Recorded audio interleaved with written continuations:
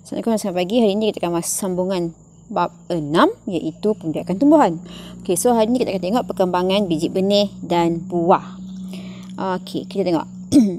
Apa sebenarnya yang membentuk buah dan biji benih? Ataupun bagaimana biji benih dan buah terbentuk. Okey, objektif pelajaran kita pada hari ini ialah untuk menghubungkaitkan struktur biji benih dan ovul dan juga buah dengan ovari. So sebenarnya nanti kita akan tahulah biji benih ovul akan menghasilkan biji benih, manakala ovari akan membentuk buah. Okey, itu yang kita akan kupas pada hari ini.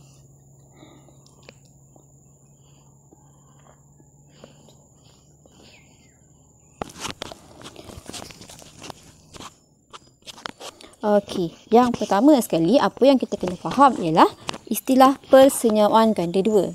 Okey, bagaimana persenyawaan ganda dua dengan perkembangan biji benih dan juga buah kita boleh kaitkan di sini. Ataupun apakah perhubungan di antara persenyawaan ganda dua dan juga biji benih dan buah.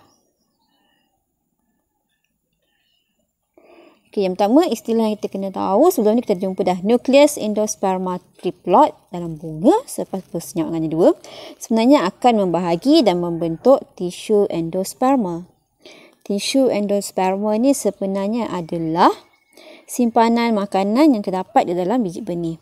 Okey, tisu endosperma kita bagi kedua iaitu tisu untuk menyimpan makanan dan juga fungsinya yang kedua ialah untuk membekalkan nutrien kepada embrio bagi tujuan percambahan biji benih.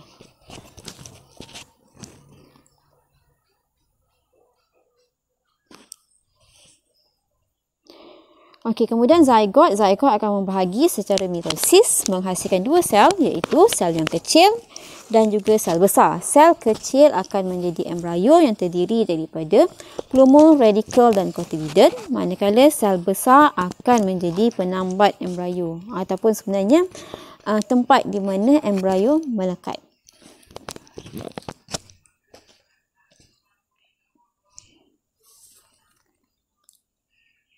Okey, dinding ovari dia akan membentuk perikarpa, itu buah yang terdiri daripada exokarpa, mesokarpa dan juga endokarpa. Ex keluar, meso di bahagian tengah dan endo adalah bahagian dalam buah.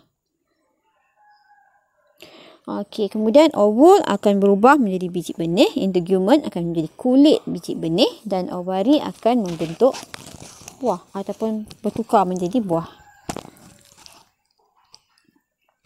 Manakala stil dan stigma tidak akan mengalami persenyawaan ganda dua, tetapi stil dan stigma akan merosot menjadi satu parut pada dinding ovari. Sebentar lagi kita tengok apa yang dimaksudkan dengan parut yang ada pada dinding ovari. Okey, so kalau kita tengok kat sini, ovari akan jadi buah. Okey, so daripada bunga tu dia padankan jadi buah. Untuk pedikul juga tangkai buah, manakala ovul menjadi biji benih, dinding ovari dia akan jadi karpa. Kat situ stil dan stigma dia akan menjadi parut buah. So kalau apple tu maksudnya yang hujung apple tu itu adalah parut buah yang terbentuk ataupun terbina daripada stil dan stigma yang telah merosot lah setelah tidak terlibat dengan persenyawaan ganda dua. Okey, kat sini kita ada jenis-jenis buah dan contoh buah. Yang pertama kita ada buah ringkas. Contohnya kacang pis. Sebab apa dikatakan ringkas? Buah berkembang daripada satu atau beberapa kapal bercantum dengan satu bunga sahaja. Buah agregat maksudnya ada banyak buah yang terletak pada sekuntum bunga. Yang terdiri daripada sekuntum bunga. Contohnya raspberry. Dia bergugus maksudnya. Buah berganda dia ada banyak sekelompok bunga lah yang membentuk satu buah. Buah aksesori maksudnya buah berkembang daripada tisu selain daripada ovari. Okey, kepentingan biji benih untuk kemandirian spesies, maksudnya untuk mengekalkan sesuatu spesies agar tidak pupus. Yang pertama, kepentingan biji benih adalah untuk membentuk anak benih, anak pokok lah maksudnya. Kemudian yang kedua, biji benih lazimnya bersifat dormant, maksudnya dia ringan. Tujuan dia supaya mudah tersebar. Jadi apabila mudah tersebar, mudah untuk dipindahkan. Dan akhir sekali sumber nutrien semasa percambahan anak benih. Itu adalah kepentingan benih.